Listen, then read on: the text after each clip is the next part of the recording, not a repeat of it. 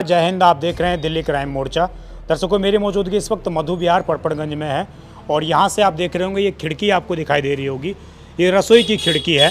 इससे पहले ये जाला नहीं लगा था। नॉर्मल जैसी खिड़की होती है वैसी होती है।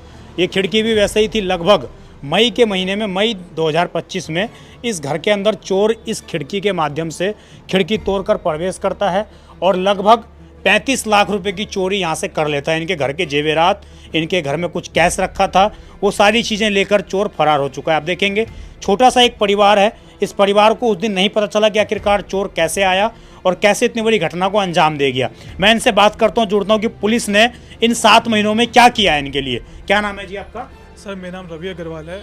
क्या करते हैं आप? सर मैं फ़िलहाल जॉब करता हूँ।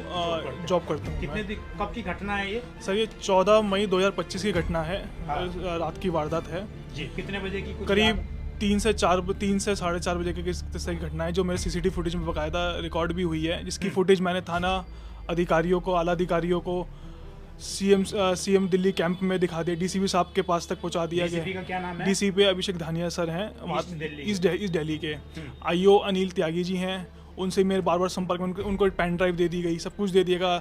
जो स्टार्टिंग में दिनेश आईओ करके था मेरा पहले, उसको भी दे दिया, लेकिन आज तक किसी भी तरह के कोई एक सिंगल चोर या किसी भी तरह का कोई ग्रुप आज तक नहीं पकड़ा गया है। ना ही 1 रुपए की मेरी माल की बरामदगी हुई है, रिकवरी नहीं हुई है। कितने लाख रुपए की चोरी हुई थी? तो लगभग आज की डेट में देखा जाए तो 30 से 35 लाख रुपए की वैल्यूएशन निकल के आती है। 30 से 35 लाख रुपए का सामान ले गया, जिसमें कुछ नगद थे, माता पिताजी की पैतृक संपत्ति थी, कुछ इनका जीवन भर का जोड़ा हुआ संघर्ष किया हुआ सामान था। पर वो आज 1 रुपए हमारे पास घर में जब सुबह उठे हैं तो कंगाल करके चला चुका था। कंगाल करके जा चुका है। ये देखेंगे आप, एफआईआर की कॉपी है। आप देखिए, इस पर धारा लगी हुई है, लेकिन अब इस एफआईआर को क्लोज करने की भी बात की जा रही है। कर रहे हैं, बोले कि हम इसको कोर्ट में भेज रहे हैं, ये हमारे पास कोई सुराग नहीं मिला और सारे सीसीटीवी और सब दे दिया गया और यहाँ से किसी ने डाटा नहीं, ड्रम डाटा उठाया, उसका भी कुछ नहीं बता रहे हैं। ड्रम डाटा का हमने बहुत कहा था, आगे पीछे कैमरे लगे, किसी का नहीं उठाया, रिकॉर्डिंग नहीं उठाई। चाहते हैं अभी आप? हम चाहते हैं कि हमारे साथ न्याय हो मिलना चाहिए हमें जी। जो आपके घर का सामान गया उसको हमारे को रिकवरी कराई जाए।